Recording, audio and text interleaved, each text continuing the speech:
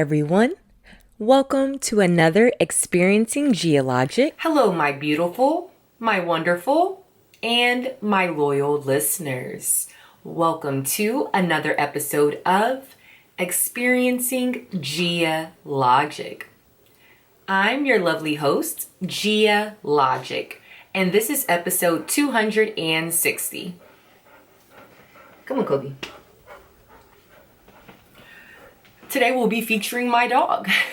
On today's episode, I will be focusing on AfroTech.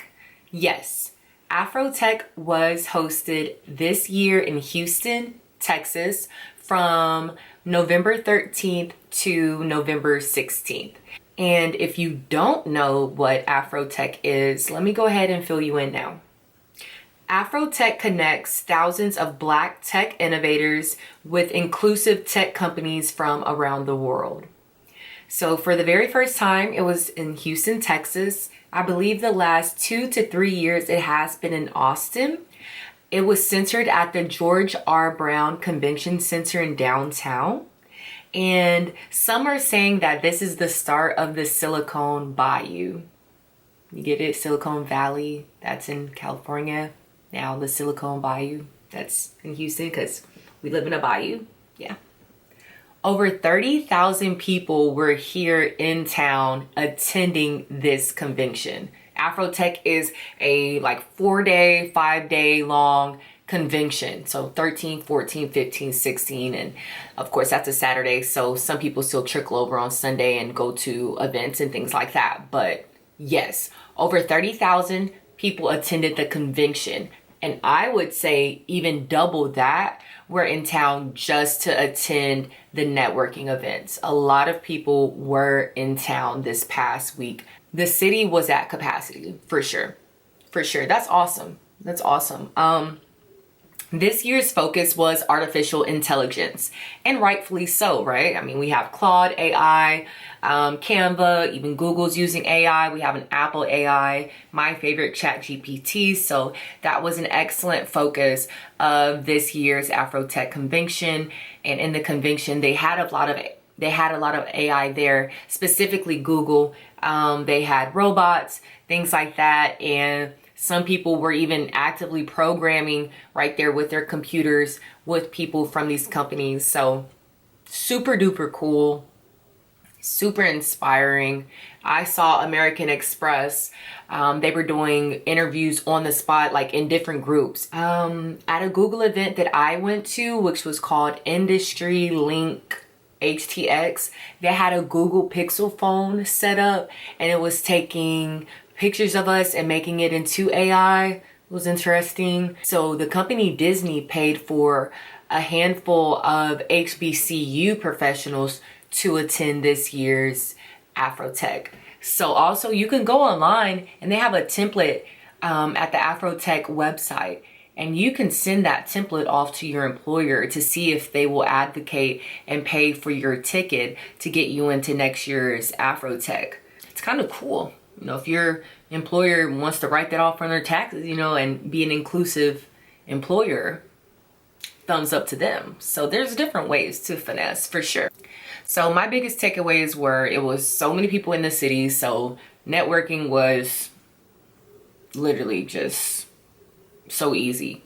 People from NVIDIA, American Express, Google, Intuit, huge companies, Disney. You could meet anyone. Just be ready to sell yourself. Even if you did not buy a ticket to the actual convention, the networking events were still amazing. And this is what I did. I did not purchase a ticket, but yeah, I didn't actually attend anything at George R. Brown. I just went to networking events that were hosted after the actual convention. And I still think that it was beneficial for me. I had really good and fruitful conversations, and it really inspired me. It shows that tech isn't just, computer software programmers. It's really motivational. So anyway, back to the networking events, right? So like I said, I did not buy a ticket to the actual convention. I went to a Google event. I went to an Intuit event. I met people that worked at Intuit and other tech companies that are higher ups, and just the conversations were just high level. It's just different when you're going out just to go out and have fun, as opposed to you're going out with intention of learning and having an open and broad mindset to things. So I learned about a website where you can take over someone's mortgage. You know, it's like just assuming mortgages. That's all this website is. And just, again, high level conversations that if I were to go out regularly, I would not have had those conversations with like-minded people. So very fruitful, very intentional conversations were had, and it's just inspirational to see people that look like me and can go out and dress like me. We look the same, right? But they work at HP and they're a product manager, or they do this and that. It's really beautiful to see how far African Americans have come with our education. It's cool to be a nerd now. It's in. What else did I put as a takeaway? Oh yeah, I put in my notes that I met someone that was an Olympian and worked for the Olympics. Like, that's so cool.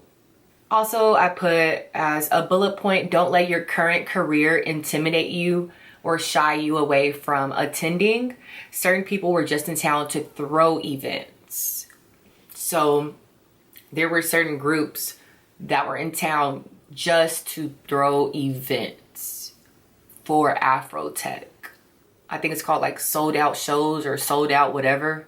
Sold out shows, SOULED, friends only, things like that. These people were in town and they are essentially party planners. So whatever you're doing and whatever your value is to society, don't undermine that. There were DJs that were in town and getting booked for AfroTech, so definitely still go and still network, because everyone that is in town and at these specific events, they are not just, the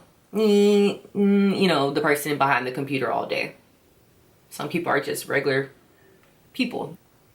Next year, I hope to attend the actual convention. It will be here in Houston. It will be in October though. Let me tell you the exact date. Okay, so next year it will be in Houston from October 27th to October 31st. And okay, if you're a student, the tickets are $299. Premier tickets are $450 right now. Executive tickets are $750 right now. All access $2,250. Women's Summit is $250. Founders Summit is $250. And I for sure know that these tickets are going to go up, because when I tried to buy a ticket like a week or 2 weeks before, the prices were definitely not $450, $750, and $2,250. I think it'll make me decide though if I want to attend based on the focus. Like how this year it was artificial intelligence. I love AI and I love how AI can benefit my life, right? So that would have been very beneficial to go. But next year, if they're talking about something that doesn't really benefit my life, I don't know, that'll make me think twice. So just know with AfroTech, each year there is a different theme of the conference that all of the tech companies are going to focus on. And all the fireside chats, they're going to be focused on a certain topic. So keep that in mind if you don't know anything about AfroTech. So yeah, but I mean, if it's in my city, it's like, might as well. Black creatives and successful people are in the city. I don't know, I like the conversations that are had. My name is GhiaLogic. We're experiencing GhiaLogic. The vibes are just right when those people are in the city. Like, it's just, it lets you know like you're on the right track. That's how I feel. There were at least 5,000 to 10,000 people that flew into Houston, Texas just to go and attend networking events. They had a spades competition at this Intuit event I went to. A whole spades competition, and people really registered and were going to get prizes. It was serious. It's like networking made fun. I love being Black. And then my biggest takeaway, yeah, people were literally receiving job offers on the spot, on-site interviews with American Express, huh? Stop it. And it's Black people interviewing you. So I think that's super less intimidating if the person that's interviewing you looks like you. So There were people at events that weren't black that I saw. I saw a lot of like Indian people there, so period. Go ahead and network and do what you need to do. Like, I'm not mad at it. I'm not mad at it at all. I'm really not. So it was cool. Yeah, I enjoy AfroTech. I don't have really anything negative to say, maybe because I didn't go to the actual convention, but still I feel like for the price, and it's a 4 or 5 day convention, the prices are right for sure, because I've attended 2-day conventions that were the same exact price. So for 4 days in downtown Houston with Google, American Express, Disney, Intuit, all of these humongous tech companies, stop playing. You got to come home with something. You have to come home with something. So I guess I'll close this topic with people discussing trying to find love interests or just coming out to party. Everyone needs to stop being so strict. Learn how to really worry about yourself. Get what you need to get out of certain things and leave the rest. Everything doesn't need to be commented on. If it's not affecting you in a negative way, let people do them. A lot of y'all really sound like haters. I'm not gonna sit here and talk about somebody that comes out to an event, a networking event, and they want to date or mingle or find love interest. I think I've heard of way worse things.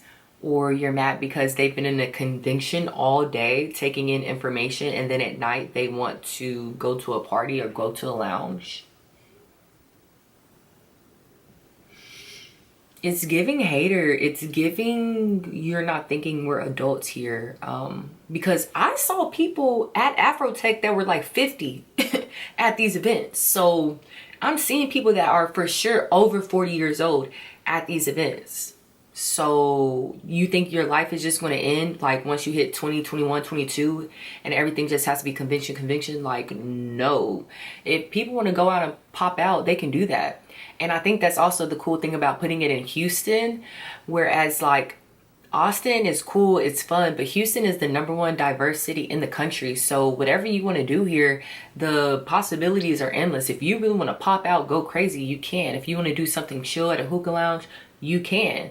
So I think that that's perfectly fine and perfectly healthy to have a balance of sitting at a convention all day for 4 days and then wanting to go out at night and still have prosperous and fruitful conversations, because it's not like the people that are in these settings are going to be losers. Black people specifically, let's stop being so judgmental and just worry about things that matter. Like, we're too judgmental, too emotional over things that don't matter at all. We have way bigger fish to fry. So yeah, thumbs up for me for AfroTech. Hope to see you guys there next year.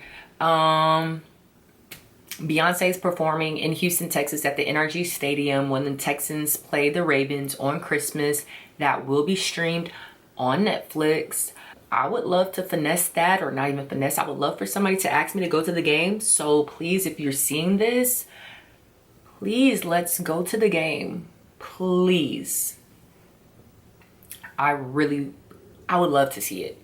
Anything that's at NRG Stadium that's super lit, I feel like I just have to go because I live right there. So it's like, so close yet so far away. And it makes the finesse seem more attainable. I've never seen Beyonce, and I just feel like she's at the latter part of her career. So that would be cool. And this is her hometown, so that would be cool. Like, you know, it's a lot of cool points adding up on the board. So hopefully Netflix has it together and learns after the, the Jake Paul and Mike Tyson fight that was this past weekend. Hopefully there will be no buffering. I don't know how they're going to get that together. I really don't, because it's going to be live. So yeah, they're going to have to do something. They got to type. Actually, Netflix, just go ahead and tap in with the government for this one. We don't need no mishaps with Beyonce. We would just go ahead and ask the government, the CIA, what would they do? What would they do if the president was making a big speech, right? And everybody needed to see it on their television. Go ahead. Y'all have a little over a month to get the kinks ironed out. That would be something to look forward to. Yeah, I think that's all I have for this episode. Subscribe on YouTube, subscribe on Spotify, subscribe on Apple Podcasts, share this video, follow my Instagram, GhiaLogic X Pod, and I'll talk to you guys next time. Mwah.